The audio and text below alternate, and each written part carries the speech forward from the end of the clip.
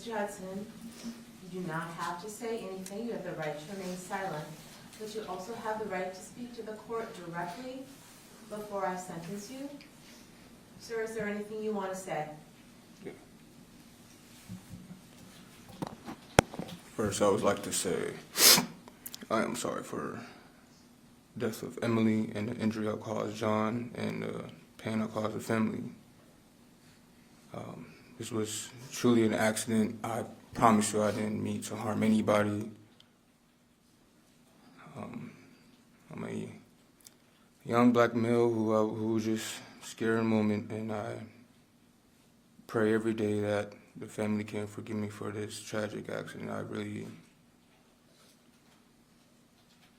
It really does hit me different. Like, teachers did help me out when I needed food and stuff like that when I was young, so it hurts me to the core that this woman is gone because of my mistake, and I have to carry that for the rest of my life. No matter what sentence I'm given, it's going to be with me for the rest of my life, and I'm going to try to come out a better man, and I'm going to try to do right, fully right. So I'm just sorry. That's what I got to say. And I hope one day you guys, the family, can one day forgive me. I'm really sorry.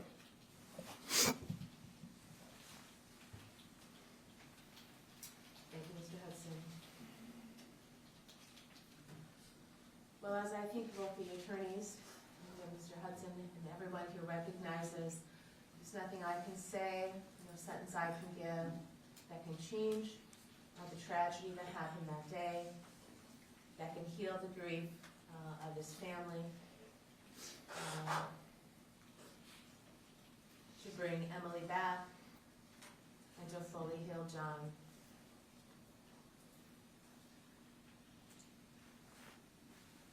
Mr. Hudson's actions that day clearly have caused an irreparable loss.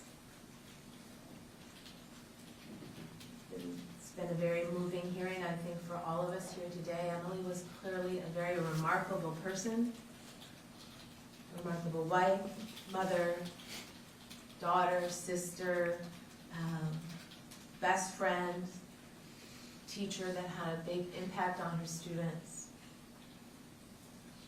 And John has suffered an irreparable loss and is clearly a very strong person who is doing an amazing job carrying on, healing, and now raising his daughters.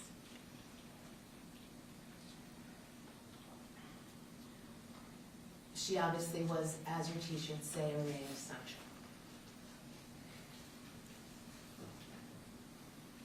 Mr. Hudson has accepted responsibility. He has shown remorse. He has had a very difficult childhood.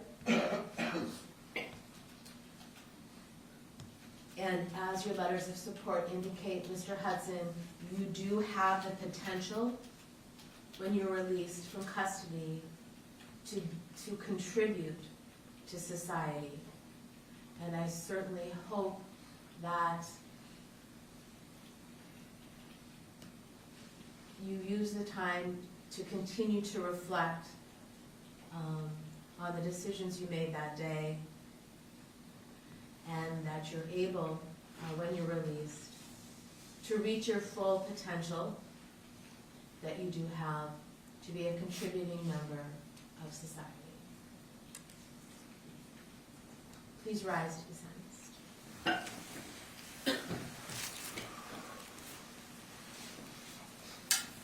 Mr. Hudson, if I did not previously accept your guilty pleas to count 2, you are now convicted of fleeing a peace officer in a motor vehicle, resulting in grave bodily harm.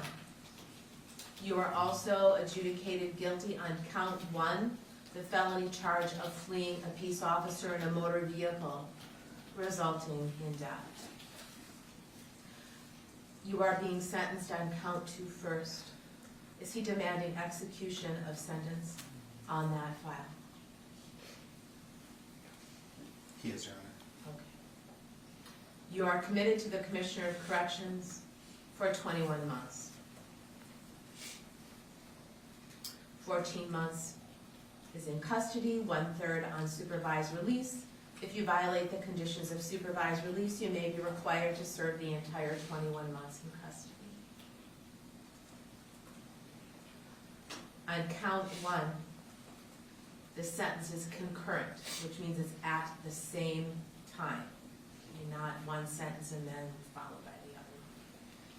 You are committed to the Commissioner of Corrections for 165 months. You will serve 2/3 or 110 months in custody and 1/3 or 55 months on supervised release. If you violate the conditions of supervised release, you may be required to serve the entire 165 months in custody. Do the parties agree that there is not a conditional release term as it relates to these sentences? Yes, Your Honor.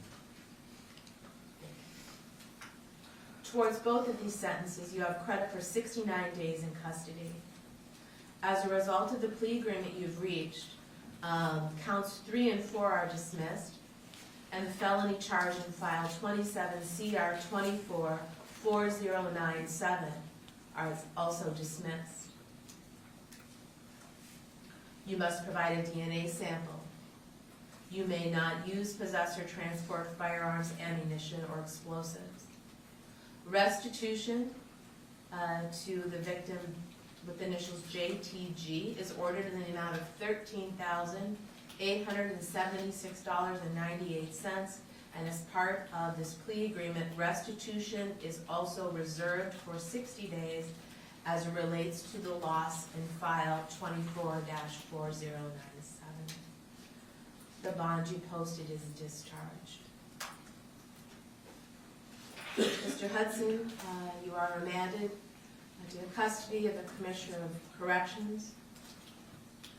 I hope very much that when this sentence is complete, that you are able to live a life that contributes to society and you're able to live to your full potential. I hope for the grieving families here today that the fact that he's accepted responsibility, and that this matter is concluded, that this helps you move forward in your healing and in your stages of grief, and now that the criminal matter is concluded. Deputies, please remand the Commissioner. This hearing is adjourned. Thank you, Your Honor. Thank you.